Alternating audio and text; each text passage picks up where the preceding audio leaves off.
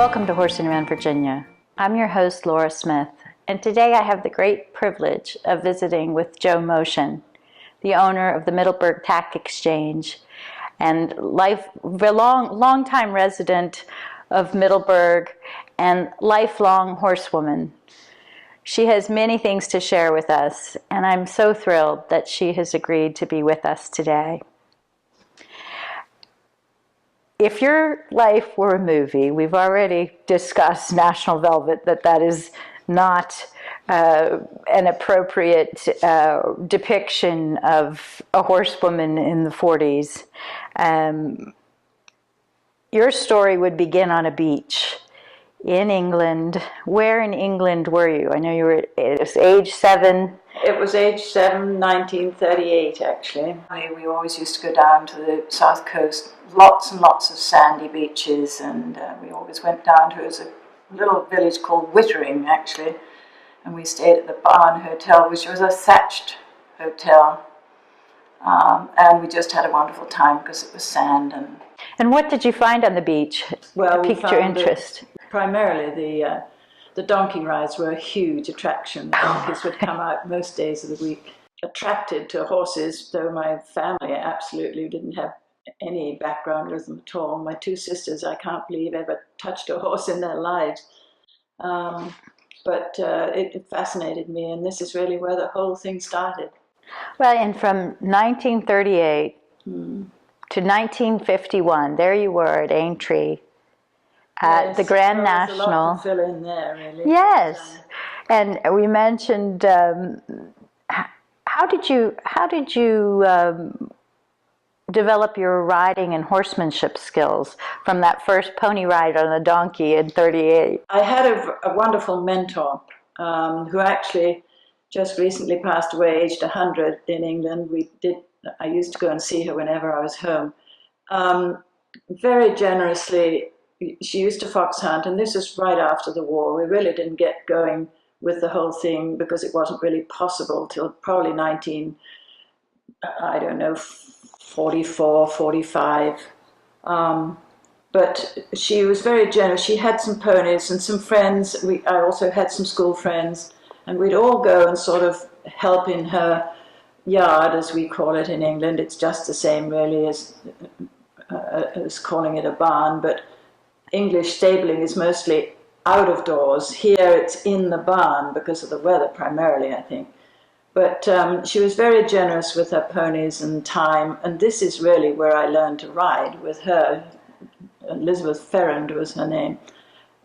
Beautiful rider, probably the best person I've ever seen to break a young horse in. From her then, I started riding out at the local jumping racing stables when I was probably about 14, something like that, 14. It must have been about then.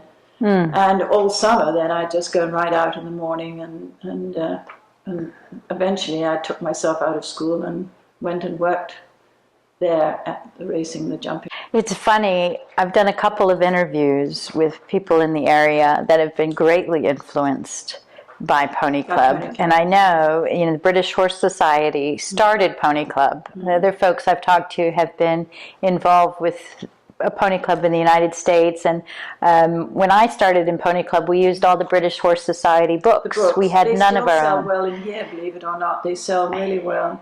We learned great things like what a numna was. Yeah. That's a very English expression. I never use that here. No one knows. But the Pony Club in those days, it wasn't so full of competition and all this stuff. We had wonderful gymkhanas, just games.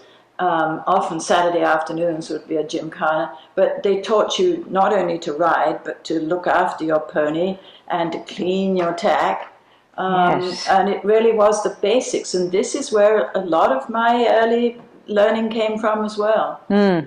In England, after World War II, was there, did that affect the horse population in any way as to what was available to ride? Well, not really, but I don't suppose people have been breeding a lot of ponies and things. But Pony Club, right after the war, was thriving. We had Colonel Lane, I remember, who was retired, probably a colonel in the First World War, certainly was Second World War, but he was a local, and he was very keen on the Pony Club, wonderful teaching us, and then people coming back from the war. And my friend Elizabeth Ferrand, she was a very good instructor there, and they dedicated a lot of time to it, and it was huge for somebody like me, who really had no background. And was there a focus? I know we've mentioned gymkhanas, and we've interviewed a couple of folks. One is involved in show jumping, and the other with fox hunting. Was there a specific focus of riding in that particular club? Well, I think probably because we were the Surrey Union Pony Club, I think hunting with the Surrey Union was very uppermost, and teaching kids to hunt. But hunting was very different in those days. You took your own line. You didn't follow the tail of the horse in front. I see. It was very different in those days. But then there probably weren't as many people out and things. We should explain, when you're hunting in the United States, I know, I've hunted very little, but you do follow the horse in front of you, and that's the line you're describing. Would it just be follow the master and in a group across a field? You wouldn't stay You wouldn't together? follow anybody, but you would be very aware of what was going on out there. Never to get in front of hounds, never to get in front of a huntsman, or in any way whatsoever. But you basically, if hounds were running, you took your own line. If you knew the country well enough, you knew the spots to jump or the gates that were open or whatever. A lot of it was knowing the countryside, which you did. And of course, no trailers or anything. I used to hack miles to the meets because there were no trailers and nobody had gas. If you had a trailer, which you didn't in those days anyway, there were horse vans, but I don't think practically nobody had just a trailer for two-horse trailer. The jumping that's involved with hunting, did you start jumping really big fences when you were out hunting? Was that? No, not necessarily. I had a lovely dun Connemara pony, and I would only take on what I thought he could handle, sort of thing. So no, it wasn't. The idea wasn't to jump the biggest things you could find. I mean, if there was a gap or a gate, you'd grab it, because it was a long day for a pony in those days. The furthest I ever hacked to the meet was 15 miles. And if you ran in the wrong direction, you were even further away from home. Sure. But I had particular friends, the master and his wife and their son, who was a great friend of ours. They were often on the way home, and I'd put my pony in the stall for the night, and I'd stay the night and then go home hack on home the next day. So you became a very talented young rider at 14. I'm not sure about that. I still had a great deal to learn. I think you learn all the time with horses, but I wouldn't say particularly talented, because again, then when I went on into racing stables, it's a different, it's a whole different world, really. How is it different? Well, you're on thoroughbreds to start with. I personally was never happy unless I was on a thoroughbred. I just think that they're very special to ride. And in those days, everybody rode thoroughbreds. There were very few mixed breed horses. You went from ponies to thoroughbreds. But anyway, and they're just, it's like driving a good car next door to a clunker, as far as I'm concerned. Tell us more about what makes a thoroughbred special. I don't know. It's just the whole feeling. You just get this wonderful feeling like driving a fancy car. It's the stride, the smoothness, the comfortable ride, the whole thing. They're very intelligent, thoroughbreds, for the most part. I know there are some bad apples out there, but mostly the bad apples, some it's in the breeding, but a lot of the bad apples has happened in the breaking of those horses. They didn't have a sort of sympathetic breaking, or even somebody didn't take time enough or something. I'm sure a lot of people won't agree with me, but a lot of it's in the breaking, and a thoroughbred is a very intelligent horse. In my lifetime, I've known some really intelligent ones, and now with my son Graham in the racing business, some of his top horses, they're really intelligent. that animal kingdom that he had, that he won the Derby with and the Dubai World Cup, he never missed a camera. I mean, he knew where every camera was. I mean, he loved it. He just reveled in the crowd. And we talked a little bit ahead of time about your children, and you didn't really intend for them to get involved with horses. Is that right? I think both my husband and I thought that there were probably better ways or other ways of making a living. So we actually did not encourage either of the boys into the horse business. The girls weren't into that. We didn't have to worry about them. But the boys, we thought there were other ways of making a living, because it's a tough old world, whatever angle you're in. You know, animals, fragile animals, not the easiest thing in the world to work with, always.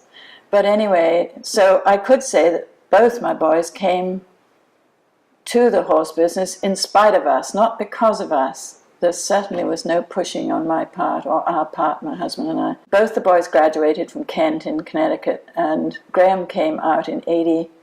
He graduated, and we sent him to France. He came out of school with his shirt untucked and his shoelaces undone and all this sort of stuff that didn't happen in England. And my husband sent him to Madame Couturier, who was the doyenne of French racing in Lemony, which is near Le Mans. And he would stay in the chateau and have to get dressed up for lunch every day. She had guests all the time, very, very sociable, with the butler and the whole 9 yards, you know. And then at night, always to be clean in tie and jacket. And it was a wonderful experience, and it put his feet right back down on the ground. And that's when he was helping on the stud. It was all part of working on the stud farm. Well, the stud farm was too slow for him. And which stud farm in France? This is Lemony. In Lemony? Yes. She bred 2 or 3 good horses. Oh, several good horses. She really was the doyenne of the French racing. But he started riding out with the 2-year-olds. He'd ride a pony out with the 2-year-olds, and they got fascinated with training. When he came home, my husband sort of said, well, what do you want to do now? And he said, oh, I'd like to look at this training thing, Dad, you know, and it's kind of fascinating, and that's where all that started. And my husband then, we sent him to Jonathan Shepherd in Pennsylvania, thinking that one cold winter in Pennsylvania would put him off for life, but 6 years later he was still there. So that's, for him, where it all started. It's funny how things work out. And as an assistant trainer, was he riding the horses? He wasn't announced until quite a bit later as assistant trainer. He was riding the horses out, yes, and he rode a couple of races, but he was really a bit heavy and not. He wasn't there to learn to be a jockey. He was there to learn to train horses. And I don't think there's a better spot than Jonathan Shepherd's to do that.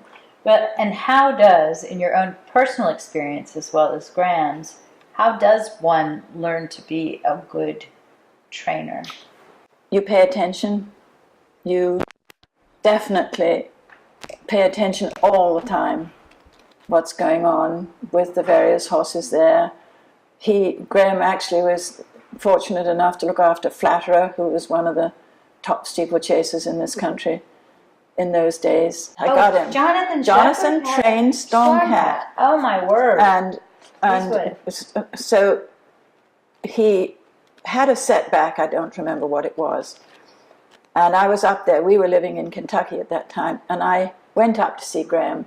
And I said to Graham, this was about 4 years into being there at Jonathan Shepherd's, I said to Graham, are you watching what Jonathan's doing, bringing Stonecat back from his layoff?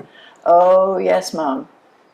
You see, and this is what you listen. This is what you listen to and how you learn.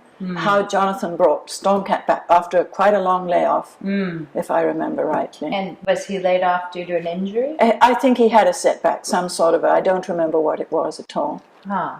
But he was watching very carefully how Jonathan was bringing him back. You know, gradually, slowly, adding to the works, spaced out. Let's go back to when you were learning about this initially in England, and Nickel Coin. Nickel Coin was with you for a couple of years, and She was there about 3 years in training, I think. But don't forget, I didn't hold the license or anything. I was just the lad doing your 3. In England, you do your 3. You do everything. You muck the stall.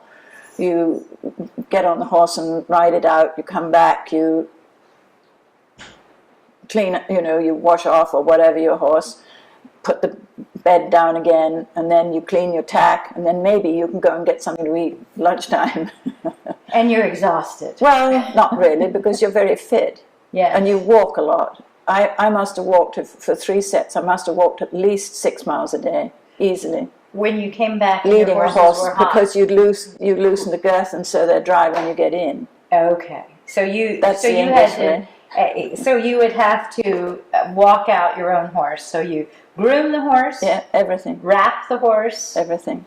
You've cleaned the stall. You've fed them. I'm the quickest mucker outer in the Are business. you? Then you get on and you gallop them. Yeah. How far would you gallop a horse to train them for? A Well, race we like trained the just Grand National? on the foot of the North Downs. I don't know if you realise that the cliffs of Dover are the white chalk hills, and then there's the South Downs, which are also chalk hills. The North Downs are even taller. And we were at the foot of the North Downs, and we used to go up. There was a path that wound up quite a steep side of the hill, and the gallops were on the top of the hill, just near Epsom Race Course. Oh my! Not far from Epsom Race Course.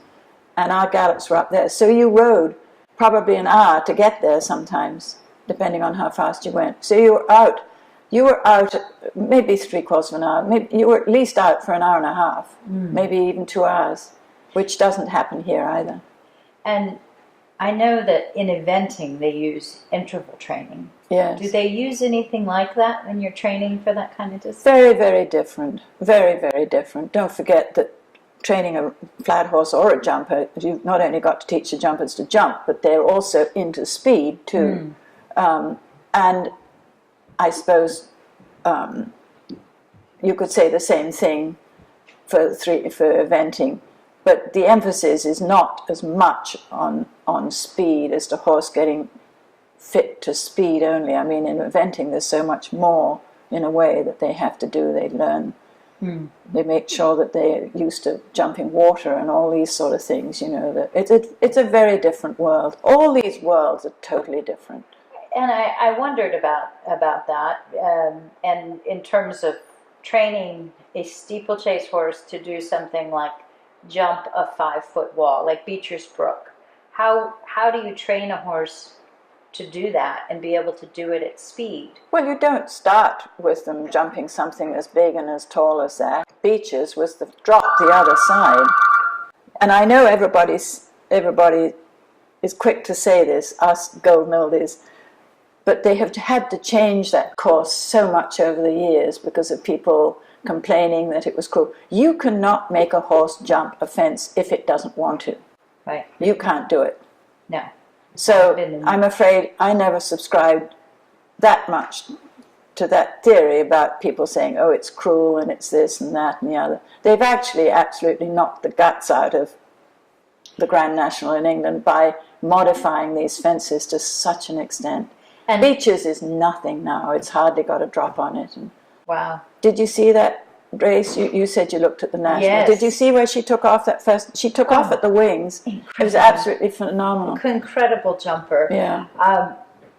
The race, since we're not going to show it to you, had 36 horses start. There were 30 fences. I think there were 39 starting. 39 actually. at that time.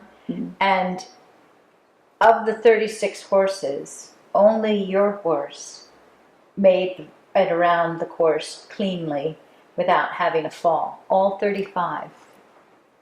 I know that there were only 3 or 4 finished, but I thought the second horse. Did he remount that? I can't. Yes, it is a long time. I've been studying the race, and it is on YouTube. If you look up the 1951. Oh, I know. I have it on there. Grand I've got a National. picture that Andrew put up this last time, which is what I think that you found. Did you have to jump fences like Beecher's No, when you were and training? nor did she. Oh, wow. Nor did Graham's got a runner in 10 minutes. I love it. That's Mrs. Topham, who used to own the race course. Yes, Jellicle Ball. Yes. Jellicle Ball from Cats. Yes.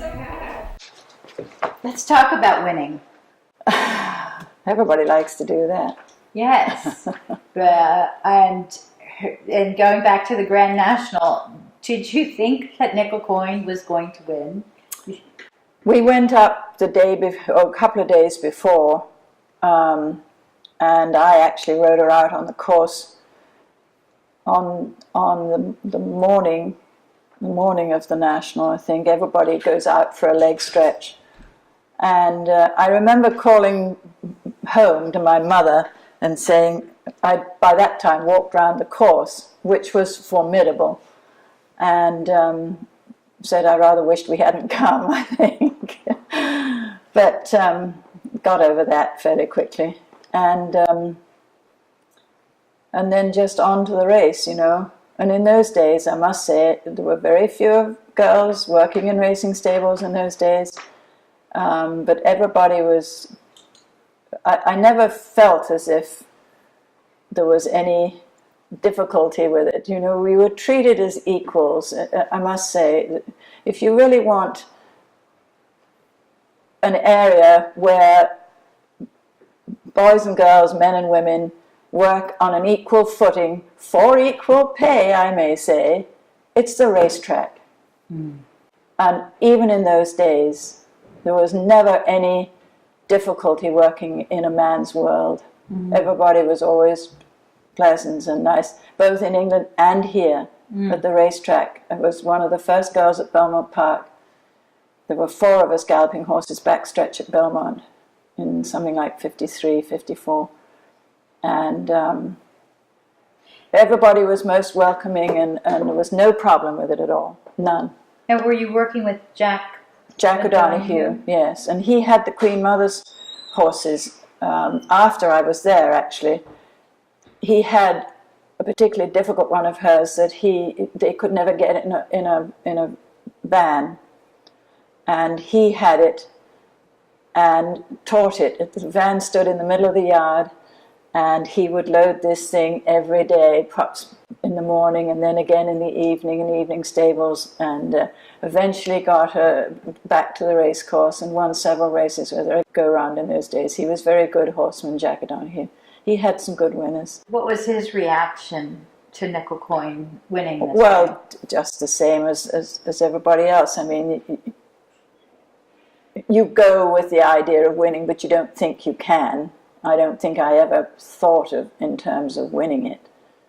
They actually, in the commentary, and I had a little radio with me, and all the stable lads, we were on the trainers and stable lads, there's a special stand there, quite close to the start, and they were all crowded around my radio because I had it with listening to the commentary, because when they start, they go away from you. You can't see what's going on. And that was before the days of television everywhere. And they actually said that she fell at that famous first fence. Oh. So I started packing up the radio and gave it to a buddy and said, I'm going to have to, go and get her, as you automatically did. And then her name popped up again, So anyway, that was just a little drama that went on. You mentioned that she was a better jumper than runner. She wasn't especially fast. She wasn't especially fast, but she won 7 3-mile steeplechases, 3.5-mile steeplechases in her 3 years.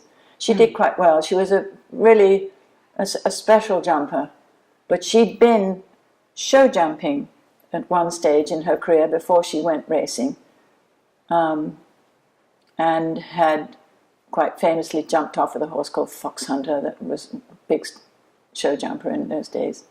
We're talking about a long time ago. I know, it was a long time ago. But the jumping was exceptional. She sort of had 5 legs, Amazing. And if you've seen the race, it's quite exceptional. If you watch her and see where she took off, unbelievable. It still makes me sort of hair stand up on end when I watch it, The fence that goes into the turn, and that she jumped that. Yeah, she took the corner. Unbelievable. Unbelievable. And Valentine's is one of the bigger fences, big ditch. 5-foot ditch in front of it, and then, no, I don't know if the ditch wasn't 5 foot, but the fence was 5 foot, and the chair, of course, was the biggest fence on the course. How big? That's right in front of the stands. Well, that was 5 foot something, and now I don't know what it is now, but it's just, the course is just not what it was at all. No, They've had to modify it hugely just to keep people happy, who thought that it was cruel or something or other. As I say, you cannot make a horse jump a fence if he doesn't want to. I watched Red Rum's races in the 70s around the Grand National, and the fences looked like they were about a foot smaller than before. Yes. And steeplechasing has changed quite a lot. I don't think the park courses have changed a whole lot, but I do think the National particularly has. And of course now they have the Mildmay course there at Aintree, which is much more like a park course, as they call it. A park course is the regular fences. What is a park course? Well, it's just the regular fences, nothing special like the Grand National course. They only run the Grand National course for the Grand National and the Fox Hunters Chase, which is also run at that meeting, and that's for qualified fox hunters, albeit they are racehorses, but they've been qualified fox hunting, ridden by amateur jockeys. That brings up an interesting question. Someone was telling me the difference today between a point-to-point and a steeplechase. And they mentioned that in a point-to-point race, a horse has to have been hunted and registered ahead of time. Yes. Is that what this fox hunters chase definitely. was like? They have to have been out fox hunting, I guess signed by the master or somebody who's out there X number of times. I can't tell you how many times it is now, but in a season. And in the fox hunters, they used to have, now I don't know what the rules are now. I've been back in this country since 79. So what is that, 40 years, is it? Something like that. Well, I know you've made a few trips back and forth across the pond. Oh, just a few. I've lost count long since. Well, when we were talking before we started about coming to Middleburg in the 50s. What was town like? What brought you to town, and what was town like in those days? Well, what brought me to town was at about Easter time, we would move up from the Carolinas. There was no racing in New York through the winter in those days, flat racing or anything. There was no racing up north here, which is probably the way it ought to be now. So you used to be up at Belmont. So we were always there at Belmont during the summer months, and then we'd work down south to the Carolinas through the hunt meets. The main string would go on down to either Southern Pines or Camden. I've wintered in both Southern Pines and Camden. And I used to bring, the main string would go to New York, and I would bring the ones that were running in the Virginia hunt meets and bring them here to what is now Hickory Tree. And Miss Sears owned it in those days. It was called Burland. And we could use the racetrack here on the road that you can see from the road. And I used to bring about 15 horses, a couple of grooms with me, and I'd get on most of them. Dooley would come on certain days a week to work horses together so that there were two of us, but otherwise I'd get on everything every day and stay there for about a month. We took 5 horses to Strawberry Hill down in Richmond one year. We didn't have timber horses. Pop Adams didn't train timber horses, but so it was a 6-race card, and we won 5 of them. Oh my! Because we didn't have a runner in the timber. That was quite a day. Good day. I remember it quite clearly. Another good day. Tell me about how you met your husband. Basically, we were in kindergarten school together. He had an older sister who was at school with my sisters. I'm 11 months younger than him, so I was sort of in the form below, in the class below him. But I'd known him all my life, and we hunted together, and we pony clubbed together like mad. 98, we went back to England for the reunion of the first post-war pony club camp that was in 1948. It was the 50th anniversary of the first post-war pony club camp. In terms of raising your family, you mentioned that you didn't necessarily want your children to get involved with horses, but they did. Because they came to it on their own. I mean, that was their choice, so that's fine, you know. So then from then on, we encouraged it. And I wondered, too, about your, and this is something that I struggle with, and probably every horse-crazy young woman, when you have a family, you try to balance if you can still have a horse as part of your life in some way. How do you See, work that I out? didn't get into that because having had such a surfeit of horses in a way, it was my choice. This is why I came to Canada originally, because the family complained I had straw in my hair and I needed to get away from this horse thing. And this is why I came to Canada, and then was offered, when I was in Canada, offered this job as assistant trainer to the then leading trainers of steeplechasers in this country, and that's how I got down here. What were you going to do? In Canada, I got a job at Canada Life Assurance in Toronto. Oh, no. It was a change. It was different. That sounds terrible. But in those days, you didn't worry about where you were going. I don't remember worrying about it at all, or what I was going to do when I got there. I got there and found myself a job, you know, and somewhere really nice to live. Did your family worry you were going to break your neck? I have no idea. My father was lost at sea during the war. We lost my father in the war, and so it was only mother. Mother was extraordinarily long-suffering about it when I think back now as a mother, you know. Just let me do what I wanted to do, I guess, but I think I always kind of knew. You started saying, how did I balance the horse thing with a family? Did.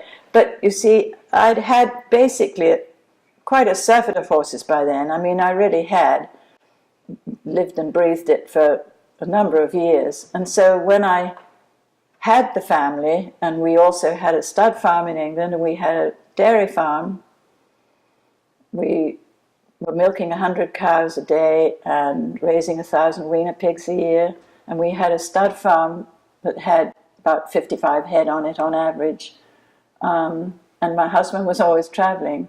So to be honest, with 4 children, I used to do 60 miles a day on school runs, 30 miles in the morning and 30 miles at night.